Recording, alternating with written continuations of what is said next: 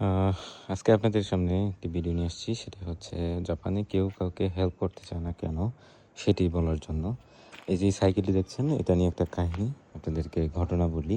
এই সাইকেলটি কিনে দিয়েছিলাম একজন নতুন ব্যাচ ছিল বাংলাদেশ থেকে। সে কোম্পানিতে আসা যাওয়ার জন্য তার সুবিধার্থে আমি সাইকেলটা অন্য একজনের কাছ থেকে নিয়ে দিয়েছিলাম। তার সুবিধার্থে আমি টাকা ক্যাশ নিইনি। না নিয়ে আমি যেই ব্যাংক থেকে নিয়ে দিয়েছিলাম সেটা তাকে বলেছিলাম যে, "ভাই নতুন লোক আসছে, ওনার থেকে টাকাটা আপনি মাসের স্যালারি যখন পাবে তখন আপনি টাকাটা নিয়েন।" তো উনি আর নেয়নি। সে কী করলো, সে আবার নিয়ে যাকে আমি দিয়েছিলাম নিয়ে, সে আবার অন্যজনকে সাইকেলটা চালাতে দিয়েছিল। সে সাইকেলটাকে নষ্ট করে ফেলছে। পরবর্তীতে সে জরিমানা দেয় না বিধায় মানে আমার টাকাও দিচ্ছিল না। মানে আমার টাকা বলতে সাইকেলের টাকা দিচ্ছিল না।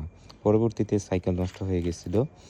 নষ্ট হওয়ার কারণে ও ভাইও মানে যাকে দিয়েছে, আমার কাছ থেকে যে নিয়েছিল সে আবার অন্যজনকে দিয়েছিল। সে নষ্ট করে ফেলছে। সেও কোনো টাকা দিচ্ছিল না, কারণ সেও নতুন এবং যে আসছে সেও নতুন। ২ জনই টাকা দিচ্ছিল না। যার কারণে আমি পরবর্তীতে সাইকেলের টাকাটা আমি জরিমানা দিতে হয় এবং এই সাইকেলটাকে মেরামত করতে আমার প্রায় ৳২,০০০ ৳৩,০০০ মতন লাগছে। তো এই হচ্ছে অবস্থা। এই কারণে কেউ কাউকে জাপানে হেল্প করতে চায় না।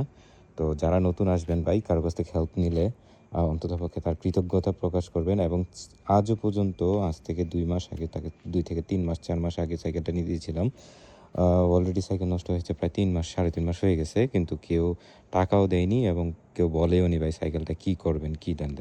তা এর জন্যই বলি, নতুন যারা আসবেন অবশ্যই ভাই যাদেরকে হেল্প নিবেন। কারণ পরবর্তীতে দেখা যাবে একসময় যারা নতুন আসবে পরবর্তীতে তাদেরকে কেউ হেল্প করতে চাইবে না, শুধুমাত্র আপনাদেরই কারণে নতুনদেরকে কেউ হেল্প করতে চাবে না। নতুন যারা আসবেন তারা অবশ্যই পুরো যারা আপনাদেরকে হেল্প করতে যাবে তাদেরকে অবশ্যই আপনারা কোনো বিপদে ফেলবেন না এরকম টাকা না দিয়ে কিংবা কোনো কিছু দিয়ে।